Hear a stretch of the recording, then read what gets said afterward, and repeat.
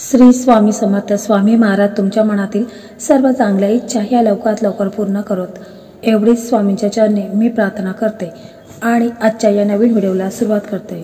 तर 22 तारखेला म्हणजे 22 फेब्रुवारी 2024 वार मंगळवार, तर या दिवशी जया एकादशी ही आलेली आहे. तर या एकादशीच्या दिवशी आपल्याला काही उपाय करायचे आहेत.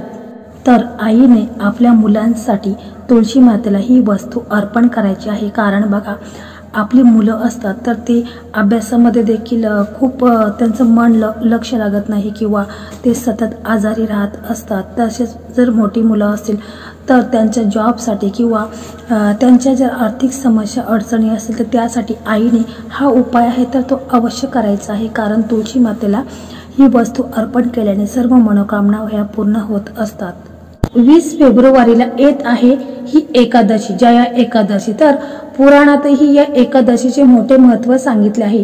म्हणजे बघा, धार्मिक ग्रंथामध्ये असे म्हटले आहे की मृत्यूनंतर व्यक्तीला त्याच्या कर्मानुसार भूत आणि पिशाच नावाच्या विविध अदृश्य जगात जावे लागते, परंतु जया एकादशीला या आश्रित जगांपासून मुक्ती मिळते असं देखील म्हटले जातं. म्हणजे इतकी महत्त्वाची ही जया एकादशी आहे. जया एकादशीचे व्रत पूर्ण विधीपूर्वक पाळल्यास भगवान विष्णूंचा आशीर्वाद सदैव तुमच्या पाठीशी राहील.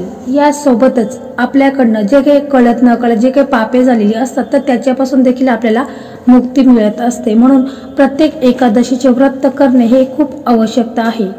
तसेच पौराणिक कथेनुसार हा दिवस खूप शुभ मानला जातो. भगवान श्रीकृष्णाने या व्रताबद्दल युधिष्ठिरांना सांगितले होते की हे व्रत केल्याने ब्रह्मदेवाच्या हत्येसारखे पापांपासून देखील आपल्याला मुक्ती मिळू शकते. हे व्रत पूर्ण भक्तिभावाने पाळल्यास त्याला त्याच्या ज्या काही समस्या आहेत, अडचणी आहेत तर त्या देखील दूर होण्यास खूप मदत होणार आहे. तुळस ही श्री हरी विष्णूंना अतिशय प्रिय आहे आणि एकादशी तिथी ही श्री हरी विष्णूंना समर्पित आहे.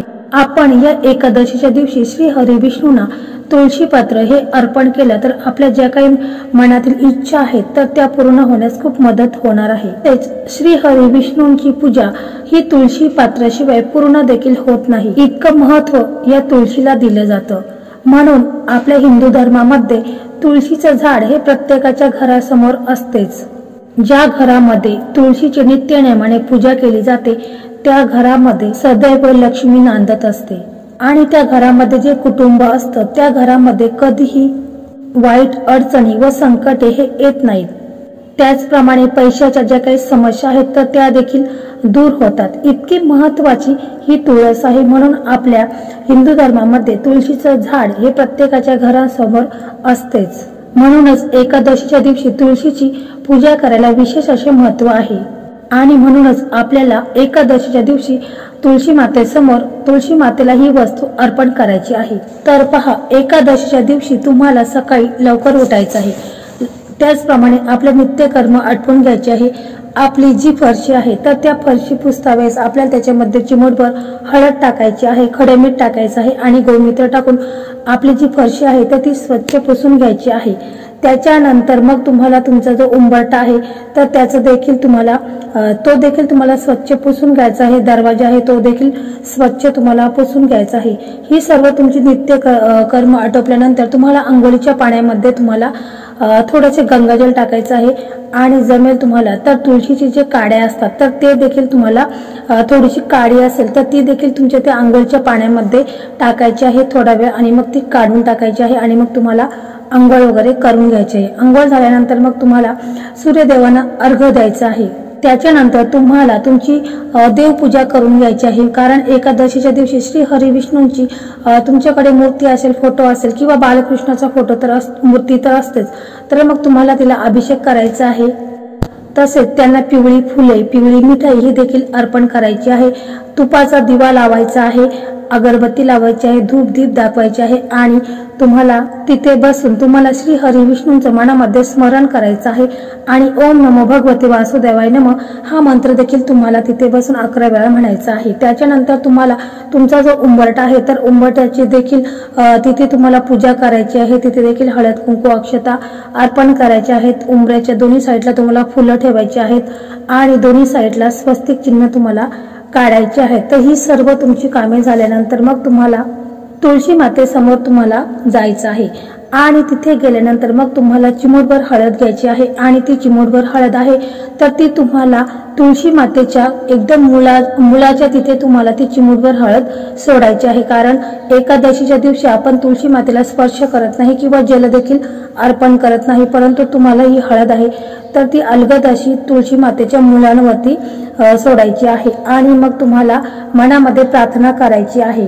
असं म्हणायचं आहे की हे तुळशी माता माझ्या घरातील सर्व व्यक्तींचे आरोग्य हे चांगले राहते, घरामध्ये सुख समृद्धी ही कायम टिकून राहते, ज्या काही पैशा संदर्भात समस्या अडचणी आहेत तर त्या देखील दूर होते, माझ्या मुलांची प्रगती होते, माझ्या पतीची प्रगती होऊ दे, माझं सौभाग्य हे अखंड राहू दे। अशा प्रकारे तुम्हाला तुळशी मातेला मनापासून प्रार्थना करायची आहे आणि मग तुम्हाला स्वतःभोवतीच 11 वेळा प्रदक्षिणा घालायच्या आहेत आणि ओम नमो भगवते वासुदेवाय नमः, ओम नमो भगवते वासुदेवाय नमः या मंत्राचा तुम्हाला 11 वेळा उच्चारण करायचा आहे आणि स्वतःभोवतीच तुम्हाला 11 प्रदक्षिणा घालायच्या आहेत।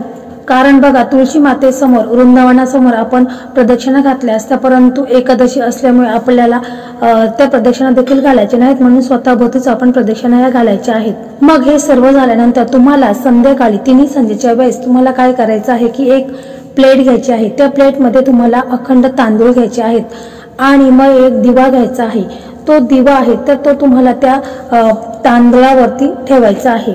मग त्या दिव्यामध्ये तुम्हाला शुद्ध गाईचे तूप टाकायचे आहे आणि एक जोडवात टाकायचे आहे। जोडवात म्हणजे काय तर 2 वाती मिळून केलेली असते, तिला जोडवात म्हणत असतात, तर ती टाकायची आहे। त्याच्यानंतर मग तुम्हाला दिवा प्रज्वलित करायचा आहे आणि मग त्या दिव्यामध्ये तुम्हाला एक अखंड लवंग टाकायची आहे आणि एक वेलची टाकायची आहे, कारण या दोन्ही वस्तू आहेत तर लक्ष्मी मातेला अतिशय प्रिय आहेत। कारण लवंग आणि वेलची ही लक्ष्मी मातेला आकर्षण करून घेत असते आणि लक्ष्मी माता ही आपल्या घरामध्ये स्थिर राहत असते, म्हणून ह्या 2 वस्तू आपल्याला अवश्य दिव्यामध्ये टाकायच्या आहेत। आणि मग तो दिवा आहे तर तो दिवा आपल्या तुळशी मातेला ओवाळायचा आहे आणि दिवा ओवाळता वेळेस देखील आपल्याला ओम नमो भगवते वासुदेवाय नमः हा मंत्र आपल्याला 11 वेळा म्हणायचा आहे। ओम नमो भगवते वासुदेवाय नमः हा मंत्र आपल्याला पूर्ण मनापासून पूर्ण श्रद्धेने तुळशी मातेसमोर बोलायचा आहे आणि मग तो दिवा आपल्याला तुळशी समोर ठेवायचा आहे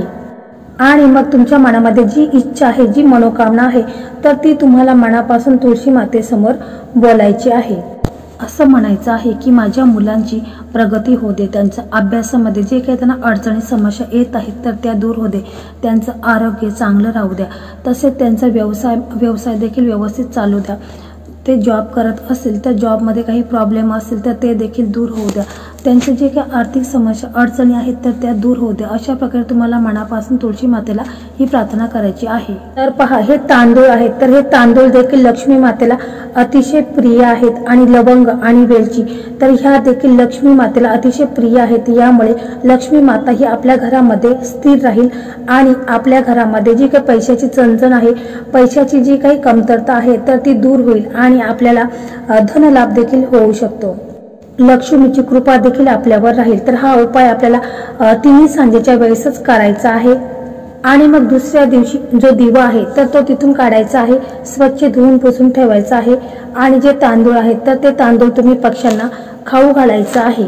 म्हणून या जया एकादशीच्या दिवशी अवश्य हा उपाय आहे तर तुम्ही करा आणि तुम्हाला जमेल तर तुम्ही प्रत्येक गुरुवारी देखील अशा प्रकारे तुळशी मातेसमोर तुपाचा दिवा लावायचा आहे आणि त्याचप्रमाणे तुम्हाला थोडंसं पाण्यामध्ये कच्चं दूध टाकायचं आहे आणि तुळशी मातेला अर्पण करायचं आहे। तर यामुळे देखील आपल्या घरामध्ये सुख समृद्धी ही कायम टिकून राहते। तर अतिशय प्रभावी ही सेवा आहे, कारण लक्ष्मी प्राप्तीसाठी हा जो उपाय तुम्ही केला तर तुम्हाला याचा अनुभव हा चांगल्या प्रकारेच मिळणार आहे। तर मित्रांनो, अशा प्रकारे आजचा हा व्हिडिओ होता। तर हा व्हिडिओ तुम्हाला कसा वाटला कमेंटमध्ये नक्की सांगा आणि जर व्हिडिओ आवडला तर व्हिडिओला लाईक करा, शेअर करा आणि चॅनलला सबस्क्राईब करा। धन्यवाद।